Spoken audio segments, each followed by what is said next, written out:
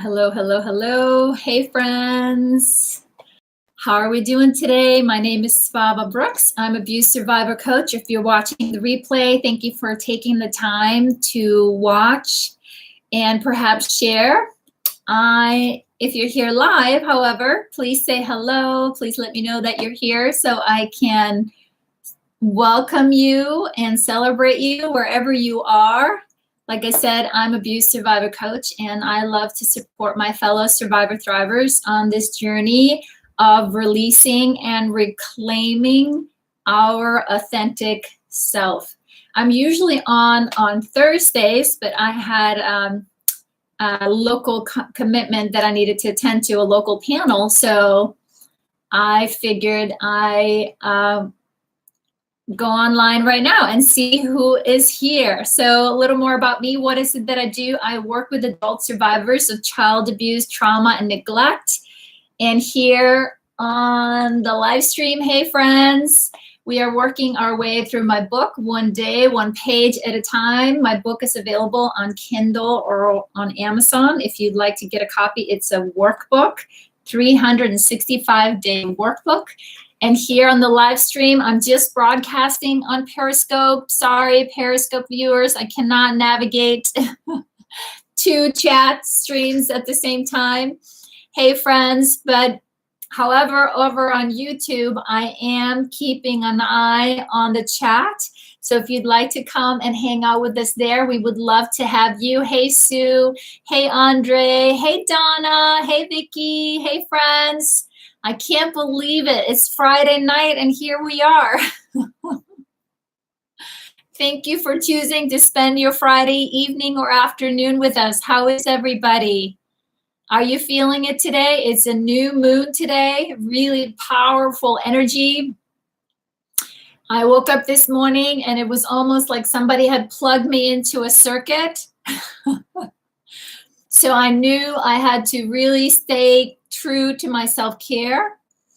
And so I meditated this morning. I went on the treadmill this morning. I had to move my body and I did some TRE. I did some tension and trauma release. I usually have my little booklet here, but to help my body shake out anything in the system. Anybody else feel this new moon energy? Hey friend, welcome. So how are we doing? How was the week? We made it through another week.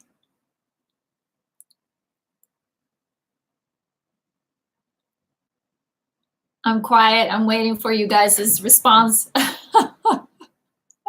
It's a little unfair, right? I got the megaphone and you are walking in the 37-degree rain. Oh my goodness, my friend. Vicky, I did dishes, I baked ham, a big salad, some sewing, and now resting. Wow, that's a productive day. Good for you. Andre, I am rejuvenated for sure. Good for you, my friend. Sue says, quite a week, but doing better now. Good, good. Right? Well, isn't that life, right? We forget sometimes. We're waiting for the long stretch of peace and quiet. And what is it that they say? Life happens when you make plans, right? So sometimes we have good intentions, and that's again where I highly recommend really good self-care, that we've built up endurance, a little bit of strength in our bodies, in our nervous system, our ability to self-regulate our feelings. So whatever falls apart out here, we can maybe do a more conscious approach, or be more conscious to how we're responding to things happening out here. But we are also human, and that's what we're going to talk about today, right? We have our ups and downs, and everybody else has their ups and downs too around us. Hey, Lori. Hey, friend. Clearly, Friday night is the time to be here with you guys. And I wanted to tell you guys yesterday, thank you for being so flexible, that I wasn't here yesterday for us, but I wanted to share with you. I told you I went to this panel conversation, right? I don't know if it's backwards here. I went to a local panel conversation about having difficult conversations. It was hosted by one of the children's advocacy centers here in the Portland, Oregon area. Right way around, okay.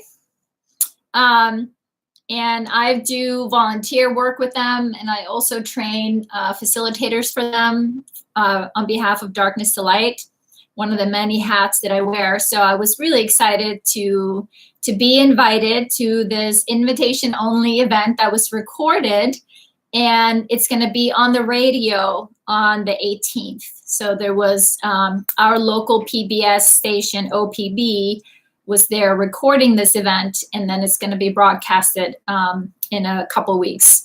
But the featured panelist yesterday was Sonia Manzano from Sesame Street, Maria on Sesame Street.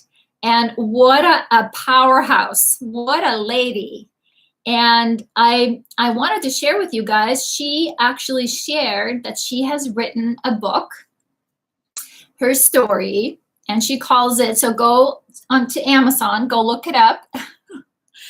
Her book is called Becoming Maria, and she actually writes very openly about the domestic violence that she grew up with in her home. So she actually, she was just full of laughs. What a powerhouse woman. Just had a lot to share, but basically, you know, she was saying when she grew up in this household that was a lot of, you know, regular domestic violence situations going on in her house. And she was reflecting that as a little girl, and maybe some of us, right, can relate here. It's like we thought, you know, she thought everybody knew. So years later, when she wrote her book and shared it with other family members, extended family members, they were shocked. No one seemed to know what was happening in her house or in her home behind closed doors, right? So that was something that I kind of made some notes for myself here. It's like children, right, that are being abused, neglected, not getting their needs met. Sure, I will post her name. I can post the name of the book also in our Facebook group. I'm happy to do that. But basically, she commented that, you know, and there was a medical doctor on the panel. There was a school superintendent on the panel. And then there was a young woman who works kind of in a wraparound support, peer support for young adults. And let's see, who else was there? Yeah, the superintendent, a pediatrician, and a wraparound partner manager for youth, and also a child and adolescent psychologist. So, and the moderator was Dave Miller, the host, Think Out Loud here in OPB. So, but yeah, what she was saying is that, and other people commented on this as well, is that growing up, you know, as children, we assume that the other adults are in on it, right? And that's maybe one of the reasons why we don't talk about what's happening at home or even ask for help, right? That definitely rings true for me. That to me, I mean, I can reflect on my childhood standing in my home, you know, maybe a party going on or something, and I'm looking around, I'm seeing the madness, right? And I'm just like, wait a minute, why isn't anybody speaking up about this? It's like all the bells and whistles are going off. Something does not feel right or look right. So as kids, can you guys relate?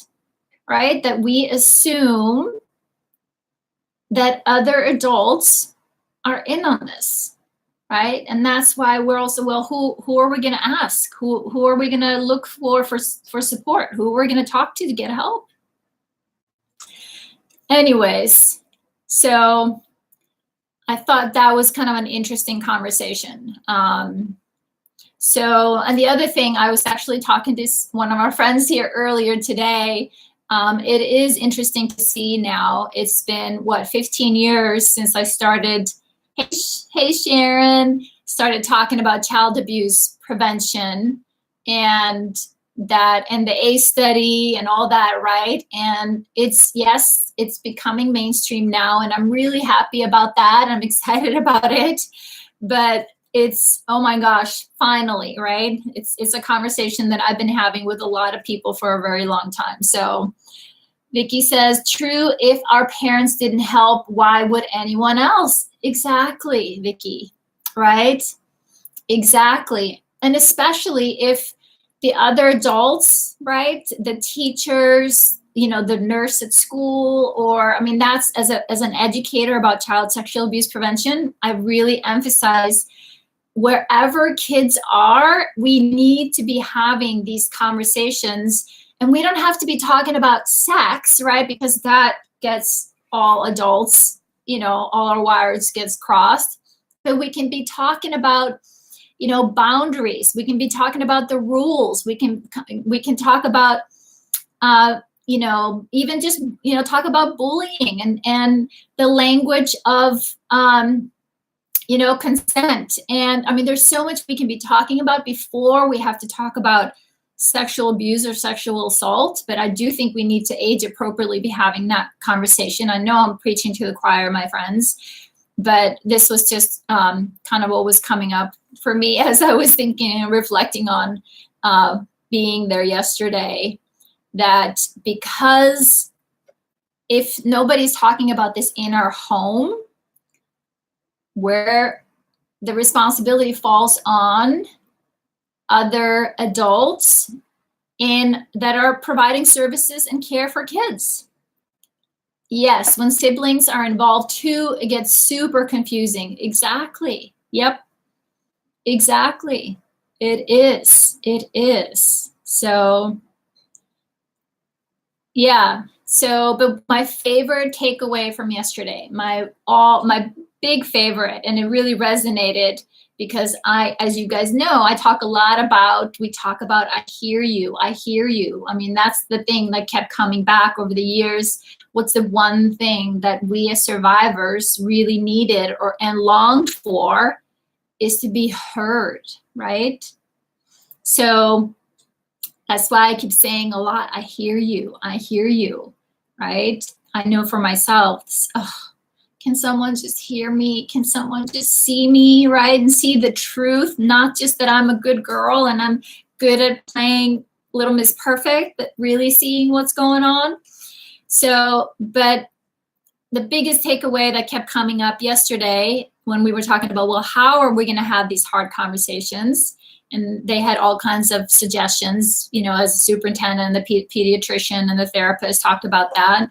And why it's so important. And they talked about the importance of listening, right? Do more listening than talking. And they said being heard is close to feeling being loved. Being heard is close to feeling or as the same as, right, feeling being loved. And doesn't that ring true for you guys?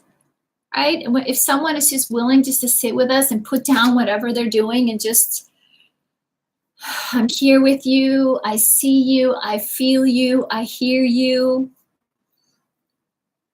right? It helps, it's helpful for adults. And of course it makes sense for kids.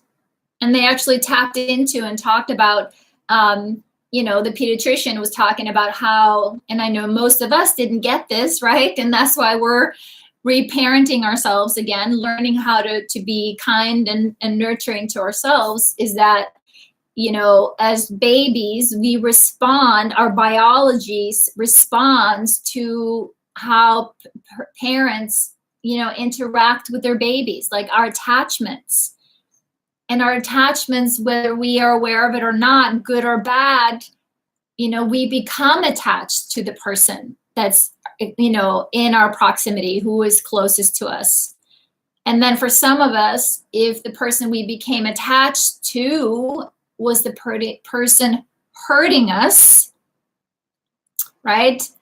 Those wires get all twisted up, and it makes it even harder to pull apart, to, we really identify with the person we become attached to. We see ourselves through the eyes of the person that's looking back at us. So then to separate who that person was, how did they treat you, right? What were some of the thoughts and the beliefs that you learned and took away from that? And then as we have had some layers of trauma, is to reassess, wait a minute, yes, I learned that. I thought this was who I am. This is the identity that I formed as a result of this interaction with this person. But, I wasn't the bad one, or it wasn't my fault. Yet in this exchange, being attached to this person, needing this person for survival even, right? So it's tricky. So we're doing some important work here, my friends. And I'm looking at all of you guys here. You're my heroes. You're my heroes, my friend. This is the hard work of reclaiming and restoring our body, mind, and spirit. All right, I can see I went on a 16-minute tangent here. So, right, we got this. We got this. Awesome. So yes, I was super excited to be a part of this conversation there yesterday. So, but today we are talking about another favorite topic, self-compassion, right? We know the people we love aren't perfect. We know we are not perfect. And we know they have broken parts. We know that they struggle with, even if they don't like it or judge it, but we only judge in others in which we are afraid of in ourselves. Let me read that again. We know the people we love aren't perfect. We know that they have broken parts. We know that they struggle with, even if they don't like it or even judge it in themselves, right? But we only judge in others that which we are afraid of within ourselves. This was a huge aha for me, because we all have mirrors. And what drove me crazy about my husband, right? Our partners are very good for us to criticize or judge. I'm like, okay, so if I feel like judging that about him, how can I address that within me? So it really helped me to take the focus off of him. And it's like, okay, if the reason I'm projecting this because there's something in here inside of me that is reminding me. He is reminding me of what I'm judging in myself. We don't accept imperfections. You don't accept imperfections around you because you don't accept your own. But you are rejecting yourself this way, my friend. You are rejecting your truest self because you are beautifully imperfect. It's okay to have faults, to feel broken in some places, to need healing, because we all do. We all do. So have compassion for yourself and learn to love all of you. Yes, right? What, Sharon? Have compassion for yourself and learn to love all of you, broken bits and all. This is how we heal them. That's how we all heal together. So the two questions today, and I'm going to go a little bit into self-compassion because I think self-compassion really helped me to separate or understand the critic. Like the critic in me the wounded part in me. I hear you, Sharon. You and me both, my friend. Anytime I feel like I've gotten one thing down, I get reminded of another. It's like, phew, well, I don't have that issue anymore. Oh, wait, there's another one. But recognizing that my critic, my inner critic, and this also is shame, and my inner critic, attacks and focuses on me, who I am as a person, right? But compassion, when we focus on compassion, and especially self-compassion, we focus on the behavior, right? And that's why it's so helpful. It was so helpful for me to understand this. And this was helpful to accept myself. I was not my mistakes. I am not those crazy thoughts in my head. I am not those core beliefs that I did not know where they came, but somehow they were living inside of me. I learned to be this way. I'm going to learn to be different. So the 2 questions today: which part of yourself do you consider to be broken? And the second question, how could you apply self-compassion to each of those broken parts, right? Because that broken part is perhaps just, it's your behavior. There's something there that we have, abandoned or rejected about ourselves. It's just the behavior, because you are inherently good, right? So I'm going to go over here and see, you guys shared a lot of beautiful journaling today. So if you didn't write here and give me permission to share, please, guys, give me a heads up. I'm scrolling down. Wanda gave me permission. Everybody else, please give me a heads up if I can share what you wrote. But Wanda shared with us today, my self-image is broken. It's sort of confusing, actually. Thank you, Sue. Right? It is confusing because we have created identities from our coping strategies, which is very much just behaviors, right? It's not who we are. So it is confusing. Thanks, Andre. I hear you. I hear you, my friend. Thanks, Donna. Thank you, Donna. So Wanda says here, my self-image is broken. It's sort of confusing, actually, when I read my writing or do things like organizing events. I know I'm going to do a great job, but that fear of how others see it or that it isn't good enough, I am a good enough to be a part of. Am I good enough to be a part of?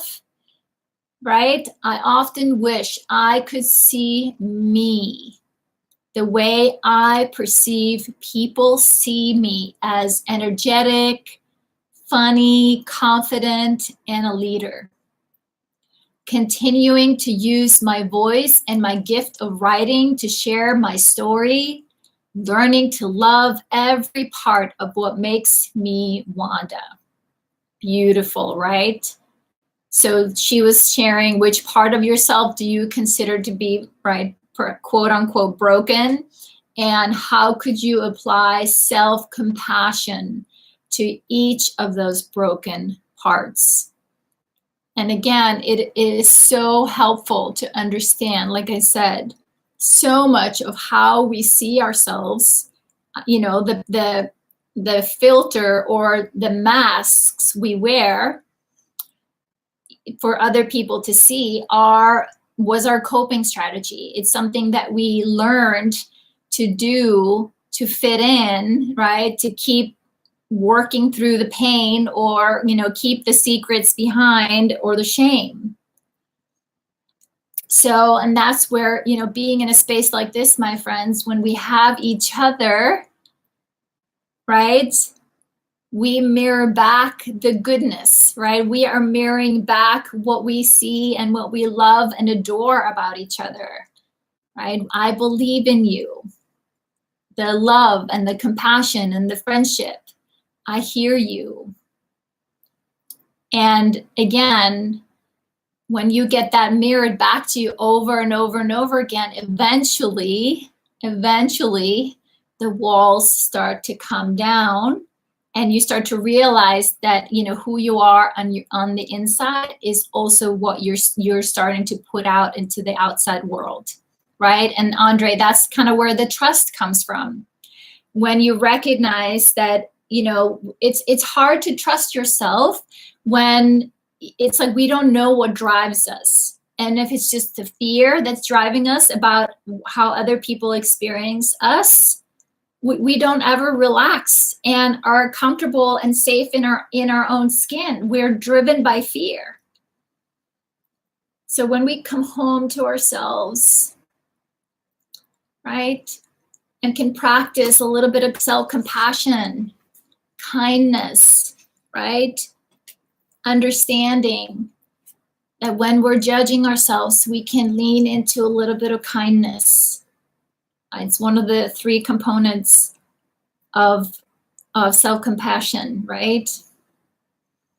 So, and my friend Wanda, you know, we see you, we hear you, my friend. And it just, you know, we're going to keep mirroring that back to you.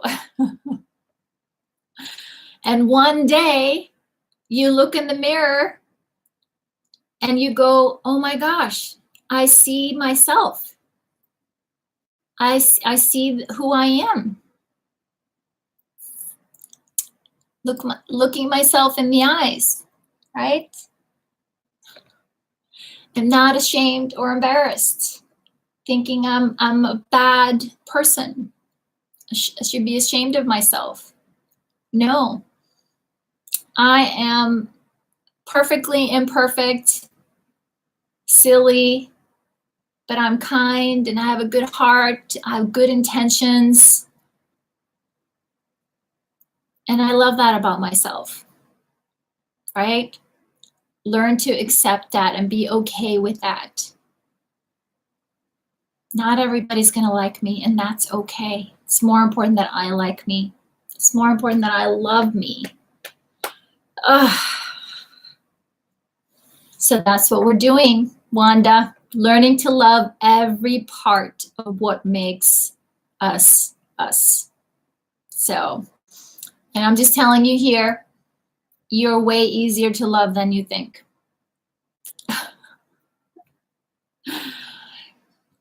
If you ever need a reminder, I'm here.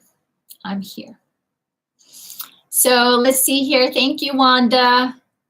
Let's see. Thank you, Vicky. Gave me permission. She says, overthinking is number 1. Anxiety follows. That's great awareness, Vicky, right? Our mind is not always our friend, right? That meaning-making machine.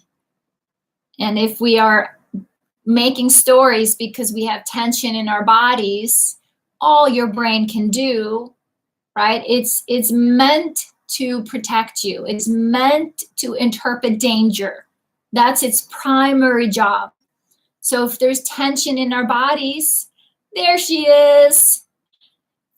If there's tension in our bodies, your mind is always going to go after what's wrong, okay, let's figure this out, what's really wrong. And then it comes up with a brilliant story to affirm all the things that you have listed in the past about what's wrong. And then we get to relive that all over again. She says, overthinking is number 1, anxiety follows. In my body, too much trauma, too much everything has toppled my immune system over the edge. Oof, I know if I could get the first one fixed, I could at least have milder symptoms or remission. I hear you, my friend. And she goes on, learn to breathe. use grounding more to keep my brain from getting out of control. That would help with anxiety too. I can cut myself some slack because I didn't ask to become ill. I am not my illnesses. They may knock me down at times, but I can accept it as part of me for now. I can love myself more and comfort myself more. Beautiful, my friend. Beautiful. That is a lot of wisdom, my friend. A lot of wisdom. Really happy to hear, you know, the awareness that you have. Use grounding, right? Do our best to get out of here, which is hard enough where this has been our comfort zone for so long. So how can we come back into our body right here? We can do a little butterfly hugs. Tap, tap, tap. Like I said, this morning when I woke up feeling like I was buzzing, my body was buzzing, and I'm like, okay, I know is the new moon energy, right? So I pulled out all my self-care tools this morning.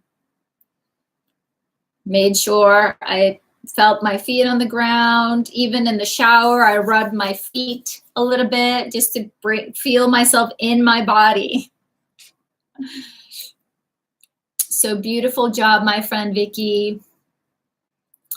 And yes, help yourself, because, you know, anxiety and stress, right, doesn't help our body to relax. And it's in that rest and digest stage. If we talk about the self-regulation, it's in the rest and digest that your body, right, heals itself. Your body is powerful. All right, friend. Well, we're so glad you're here. I just was commenting or sharing your post earlier. We see you, my friend, and we love every part of you, all the parts of you. So thank you so much for sharing that. Donna goes on to share with us, my heart is broken. Sometimes the ticker is wound too tightly and it feels like it's about to tick right out of my chest. I hear you.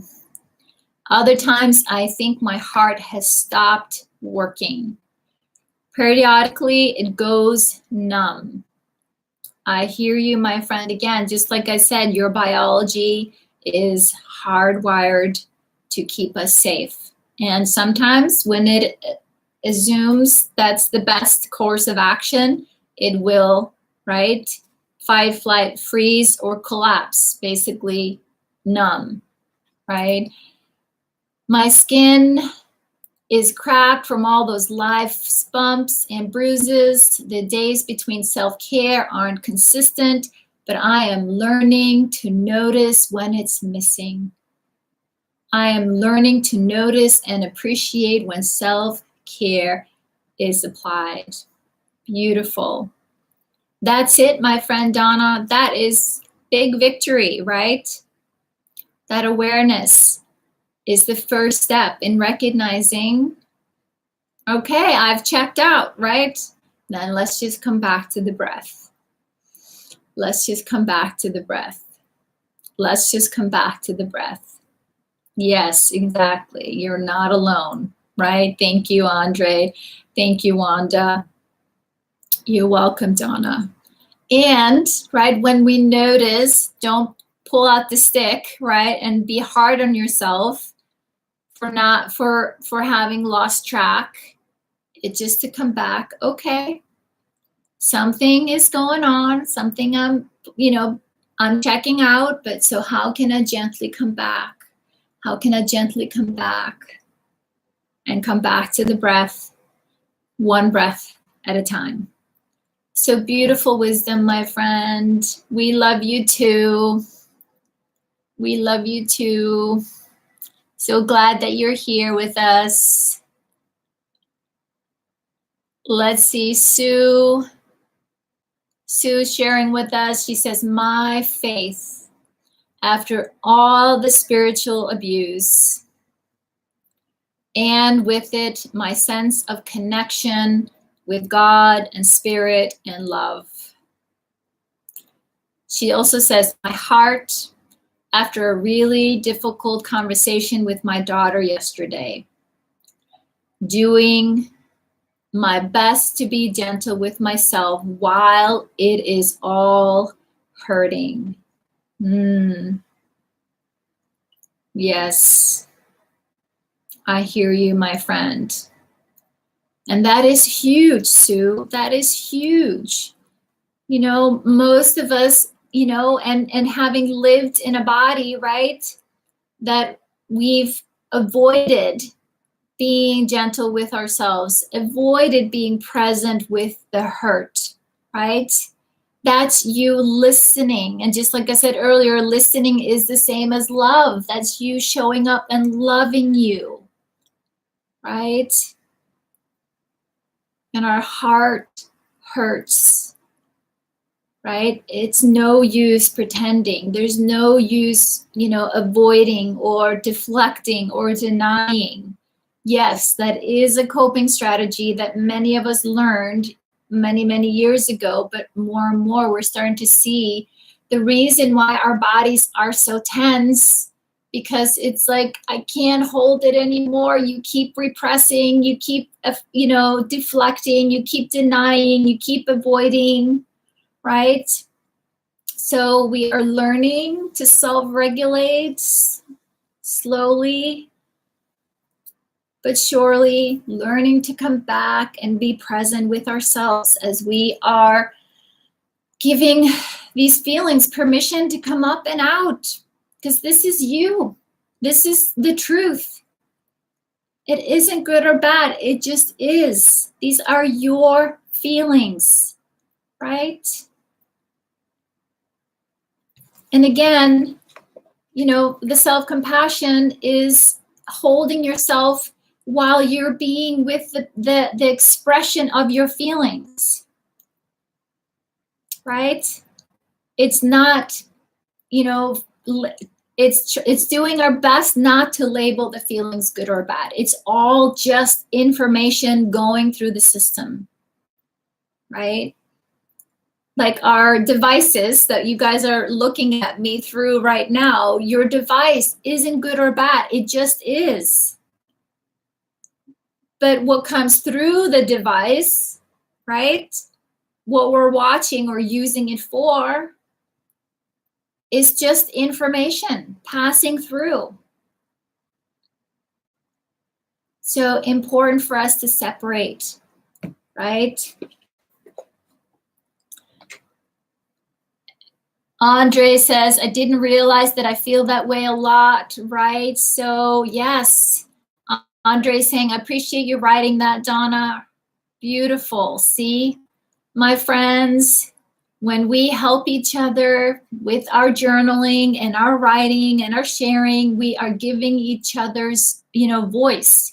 You are giving our peer here, friends, putting an opportunity to put things into words that we maybe haven't put into words before, but hearing somebody else say it, we go, oh my gosh, that's exactly it. I had no idea. But that resonates really deeply. So it is beautiful. So glad you're here, Andre. Sue says, yes, we tend to think that difficult feelings are bad. I know. They're not, they're right. Yes, they're bad in a sense. They're hard, right? Hard and bad aren't the same thing. They're just hard because they hurt. They hurt because we're human. And when other people hurt, we hurt. And that's why a lot of people, when we share what we've been through, they may not want to hear. They want to turn away because it hurts their heart. And if they haven't done their heart work, they may be like, please don't remind me of my pain. So it's hard being human, but it's not bad being human. But once we learn to sit this way with ourselves, we expand our capacity to support the people around us. And I know you guys know this already. We're seeing it here in our group, right?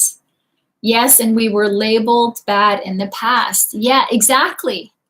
We perhaps were labeled bad in the past for asking for what we needed, right? For saying no or for speaking up.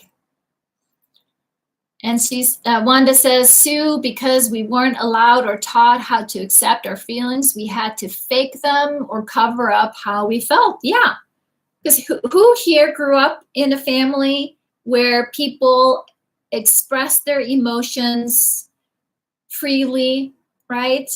And in a healthy way.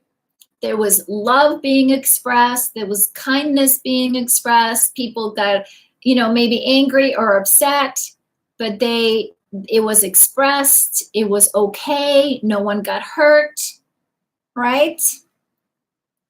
I'm fabulous at avoidance. I hear you, Sharon. That was me, right? Right, my friends? So no wonder having our feelings and expressing them is hard.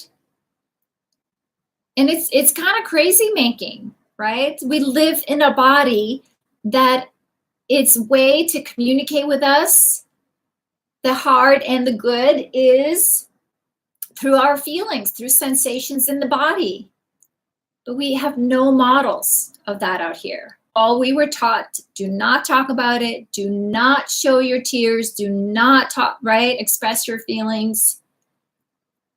And we maybe saw how we were treated and how our partners or parents treated each other. So, exactly. Exactly. As long as we were acting, we were being a little good girl or a good little boy and doing what they wanted, taking care of them. I've been such a pushover. I'm working on being more assertive. I hear you. I hear you, Sharon. And that's it, right? It's like stepping into being an empowered adult, right? But often, if inside of us lives a little girl or a little boy who has not gotten their needs met, then they're kind of running the show a little bit. So then it's our job to step in. Hey, little girl, I'm going to handle the adult world. I'm going to handle the outside world. I'm going to keep you safe. You do not need to deal with this. You don't have to worry. I got this. I'm going to speak up for us. I'm going to protect you. I'm going to keep you safe. I'm not going to let anybody hurt you. There you go. That's it, Wanda. That's it.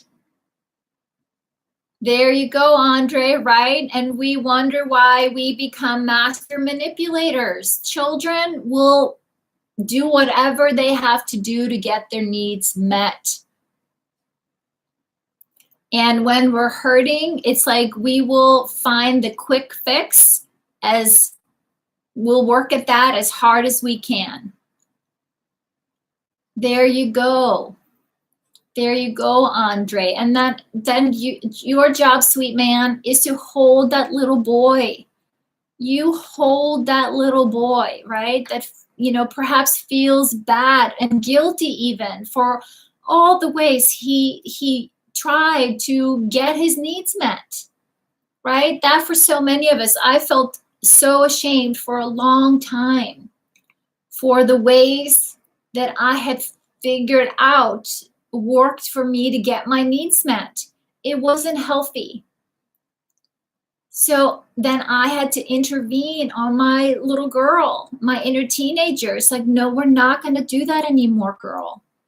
That's not healthy or helpful. We're not going to, wiggle people or guilt people into doing for us or take care of us or, take care of them over the top so they'll owe us, right? They'll want to do something for us. No. We're going to get clear on what's ours and what's theirs. What are my needs? What are their needs? And what's my inner child's needs? And I'm going to be the one taking care of her and protecting that. I hear you, Andre. So anybody else relate to Andre here? Always waiting for the rug to be pulled out from under. I often say, right, been married 25 years now, but it took me 12 years, I think, when I look back. I think it took me 12 years into my marriage to trust that my husband was here to stay, right? So my inner child was relentless. It's just a matter of time before he leaves. It's just a matter of time before he finds out the truth. You're not who you say you are, right? He's going to figure out you've done all those bad things. He won't love you. So that was me over and over and over again. Sit with her. Hey, baby girl, I forgive you. I love you. Nothing you can say or do will make me stop loving you. Even if he walks out and says he doesn't love me, I still love you. I'm not going to walk away from you. Exactly. But it is tricky, and it is tricky to navigate in a body that is hardwired to, right, expecting the worst and is hypervigilant, constantly on guard, constantly reading and scanning the environment. So, right, we learn to be this way. We have to start to make choices that in the beginning are hard because, right, the negativity bias that if we aren't consciously choosing what we want, we are going to automatically fall back because it's literally our training, what our biology, we've done for so long. So beautiful, my friend. Let's see here. Lori, I think Lori gave me permission to share. Are you here, Lori? Trying to scroll up.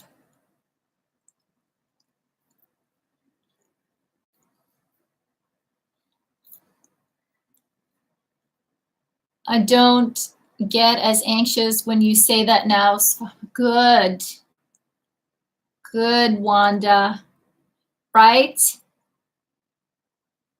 I hear you, right? We walk on eggshells, try to play small, be small. And it's hard, it's such a double bind, right?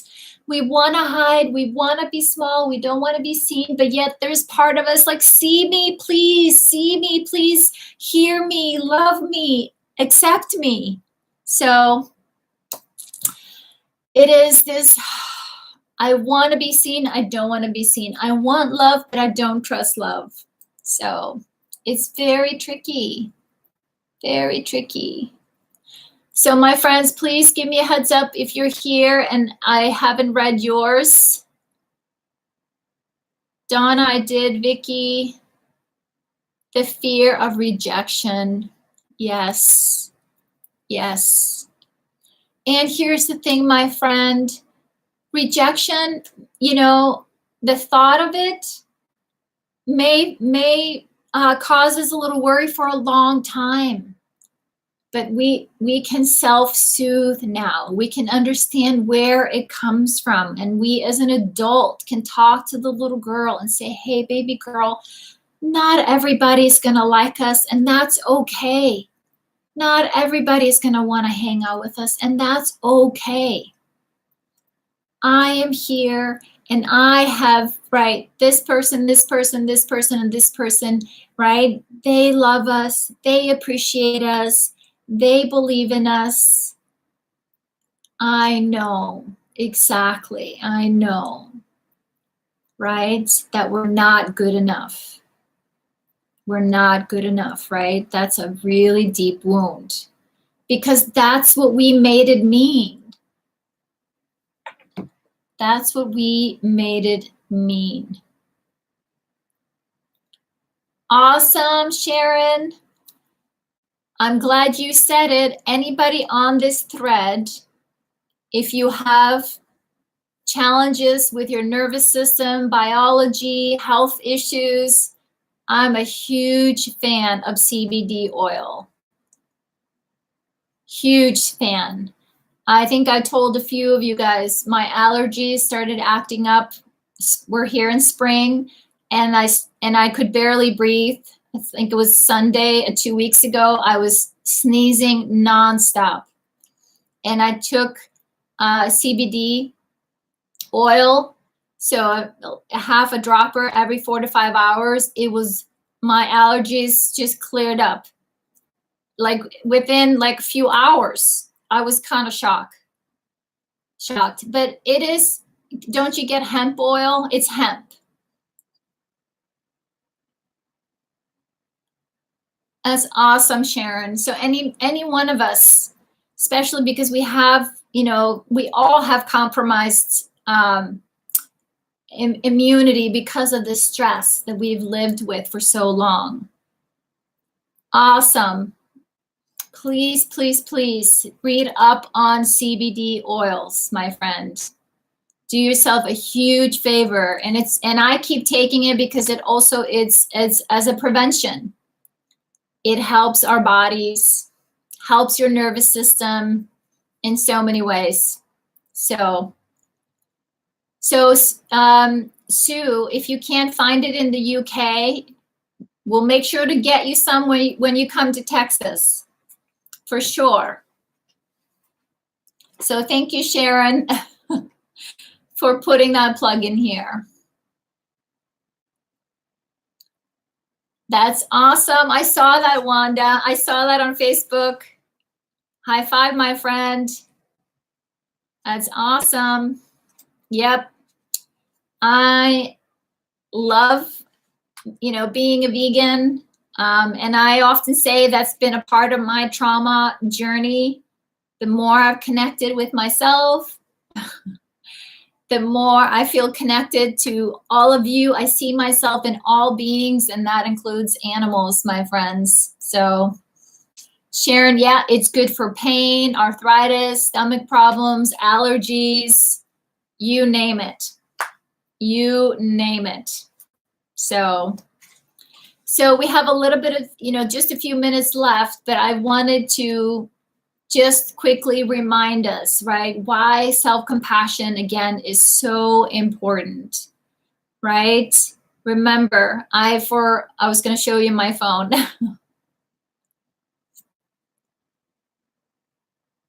Yes, Andre, please look into CBD. That I, on my phone, have my alarm ring a few times during the day. Yes, awesome, Wanda. I have my alarm ring a few times a day so I can do a mindfulness check-in, right? I can check in with myself and ask myself, in this moment, am I practicing self-kindness or self-judgment, right? Being kind to myself or loving to myself versus judging myself, right? Treating myself with the care and understanding instead of judgment. There you go, Vicky. Yeah, please look for organic, full spectrum CBD, because there's all kinds out there, of course. So,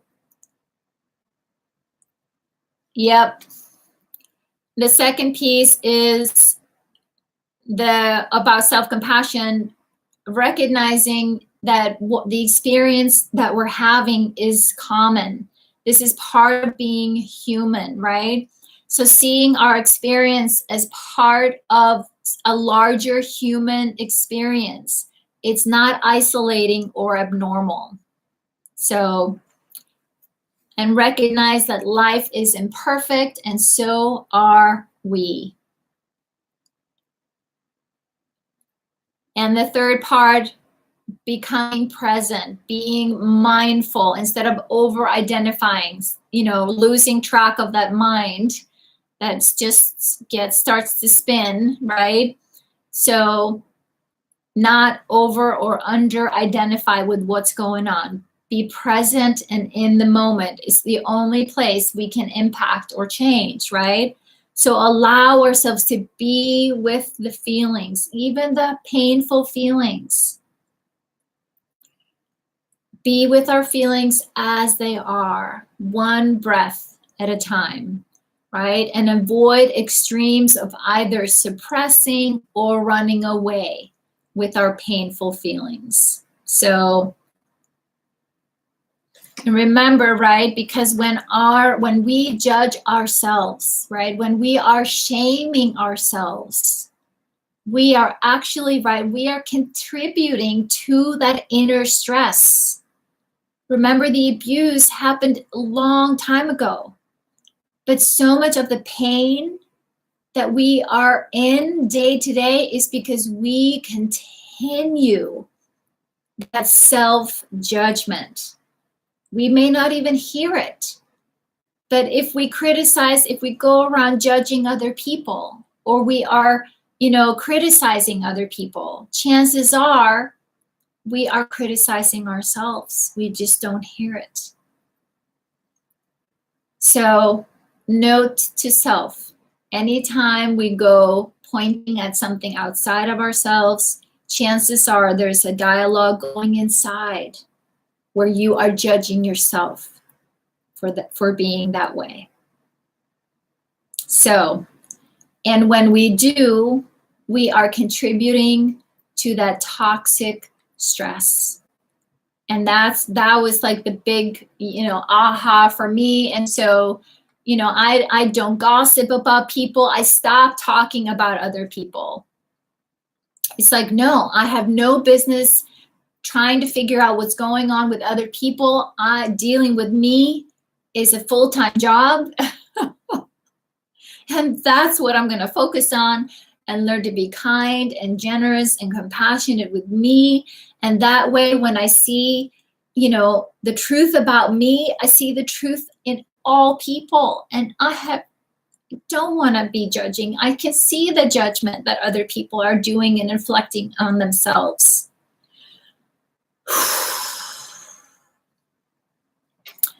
Thank you, Wanda. She says, I think that's one of the biggest things I've learned from you that has helped me, learning to sit with my hard feelings and be okay with feeling them. That's beautiful. That's beautiful, Wanda. And can you see, my friend, that is you accepting you. That's an act of self-acceptance. That's act of, being there in love and kindness for yourself. That's you refusing to walk away from yourself. That's you refusing to turn away from yourself. So much of the rejection and the abandonment that we feel is because we turn away from ourselves. I hear you, Sharon. I hear you, my friend. And like we've already talked about, understandably, it's hard for us to feel things when we had no mirrors. What does that even look like? What does that even sound like? If you need an example of what being with yourself, I just had threw a little tantrum inside the group and bawled my eyes out with you guys a few weeks ago.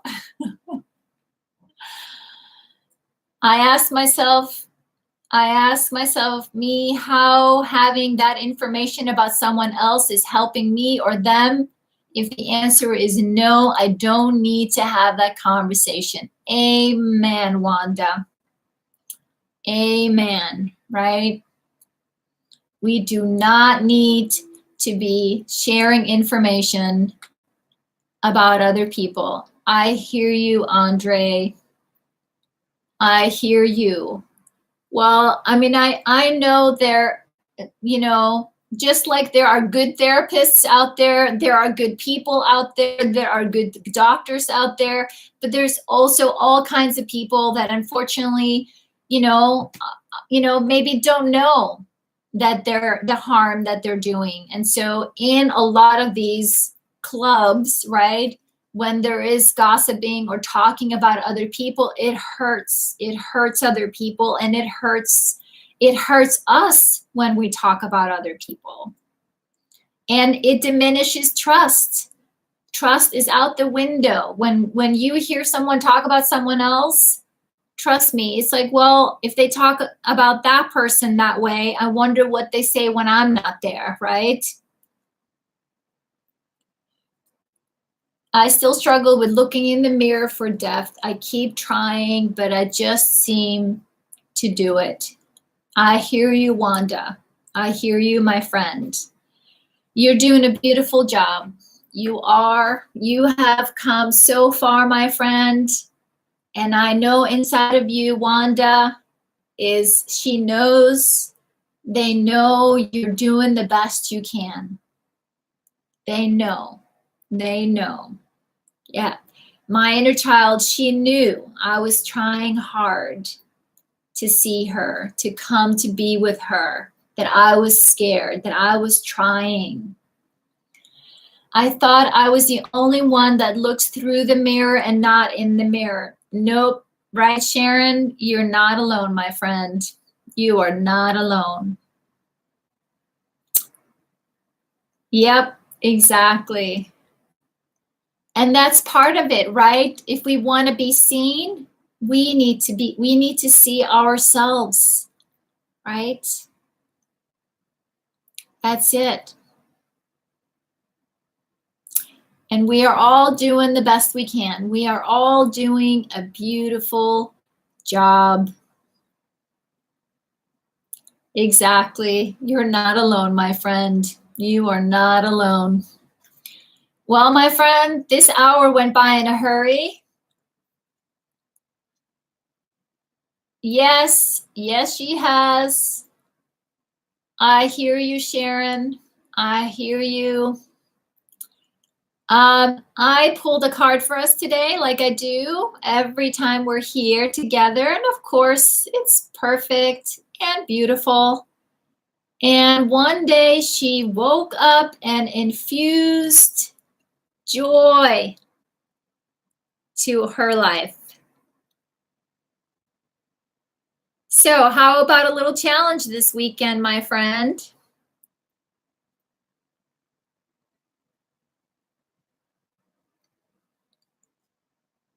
Hey, Calvin. Hey, friend. Welcome. So one day she woke up and infused joy into her life. So the challenge for everybody this weekend, little self-care. Go do what brings you joy. Go do something that brings you joy. And remember, it doesn't have to be anything big. You get to decide. You get to decide. All right, my sweet friends, thank you for being here and supporting each other and sharing so beautifully and brilliantly from the heart.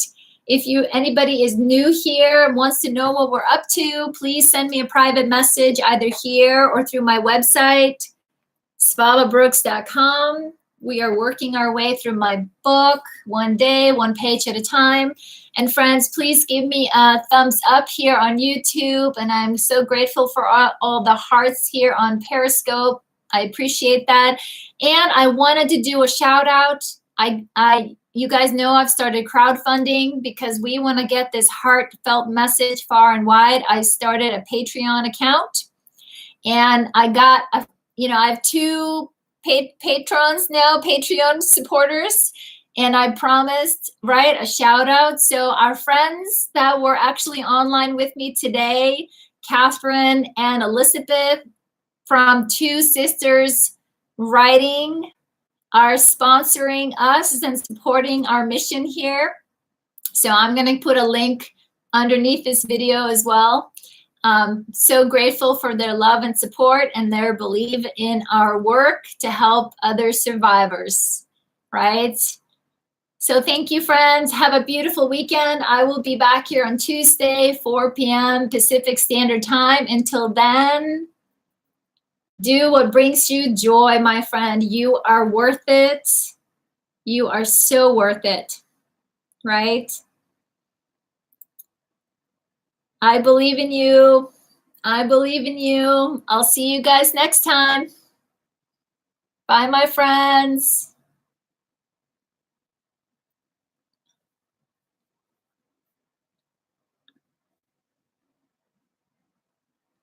Bye, friends.